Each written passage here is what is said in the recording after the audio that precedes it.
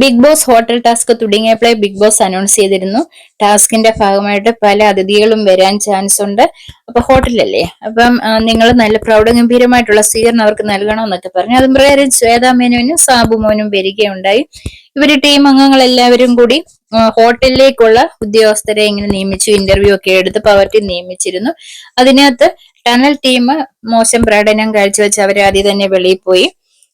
പിന്നെ next team ആയിരുന്നു. Next ടീമിൽ നിന്ന് വന്നിരുന്നത് ജാസ്മിന് റോബോട്ടായിട്ടായിരുന്നു. റോബോട്ട് മോശം പ്രകടനം കാഴ്ചവെച്ച റോബോട്ടിനെ മാറ്റി പിന്നീടുള്ള ഡെൻ ടീം ആയിരുന്നു. അപ്പൊ ശ്വേത ആദ്യം വന്നപ്പോഴേ ഒരു ഡയമണ്ടുമായിട്ടാണ് വന്നത്. ശ്വേത ജിൻഡോയുമായിട്ടൊരു സംസാരമൊക്കെ നടത്തി. ജിൻഡോയ്ക്ക് ഞാൻ ഒരു ടാസ്ക് തരുക, ഈ ഒരു ഡയമണ്ട് നീ കാത്തു സൂക്ഷിക്കണം, ആരെയും കൊണ്ട് എടുപ്പിക്കല്ലേ, അങ്ങനെയാണെന്ന് വരി ഞാൻ ജിൻഡോയ്ക്ക് നല്ലൊരു സർപ്രൈസ് തരുമെന്ന് പറഞ്ഞു.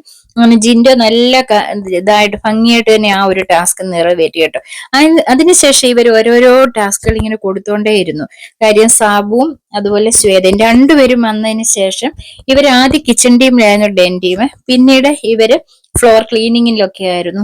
അത് കാരണം സാബു വന്നപ്പോഴും അതുപോലെ തന്നെ ശ്വേത വന്നപ്പോഴും ഇവർക്ക് ക്ലീനിങ്ങിന്റെ കാര്യങ്ങളൊക്കെ കൊടുത്തിരുന്നു. റൂം നല്ല രീതിയിൽ വൃത്തിയാക്കണം എന്ന് പറഞ്ഞിരുന്നു. ബെഡൊക്കെ നല്ല രീതിയിൽ, ഡ്രസ്സുകളായാലും അയൺ ചെയ്ത് നല്ല രീതിയിൽ വെക്കണമെന്ന് പറഞ്ഞിരുന്നു.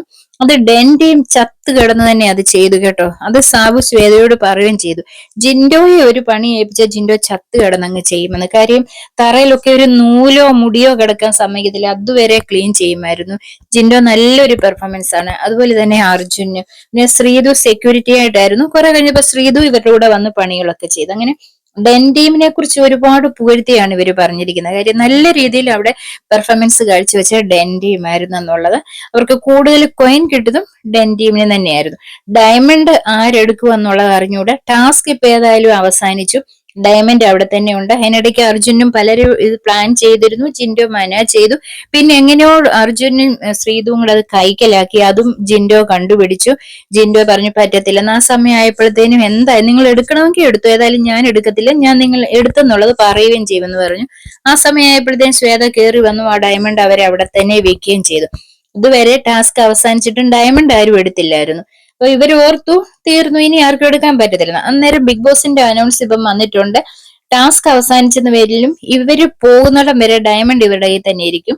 ആ ഡയമണ്ട് ആർക്കായാലും എടുക്കാമെന്നുള്ളത് പറഞ്ഞിട്ടുണ്ട്. അപ്പൊ ഇനിയുമാണ് അവര് മനസ്സിലാക്കിയത് ഡയമണ്ട് എടുക്കാവല്ലോ എന്നുള്ളത്. ഇത് ആരെടുക്കും എന്നുള്ളത് അറിഞ്ഞുകൂടാ.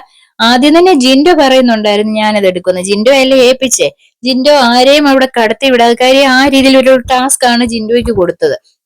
അപ്പൊ എന്തായാലും ജിൻഡോ ആരെയും കൊണ്ട് ഇത് എടുപ്പിക്കാതെ സംരക്ഷിച്ച് തന്നെ വെച്ചിരിക്കുകയാണ്. അപ്പൊ നമുക്കിനി കണ്ടറിയാം ഇത് ആരുടെ കയ്യിൽ ഇരിക്കും. അവർക്ക് എന്തോ ഒരു സർപ്രൈസ് ഉണ്ടെന്നാ പറഞ്ഞു. അപ്പൊ ബാക്കി നമുക്ക് നോക്കിക്കാണാം.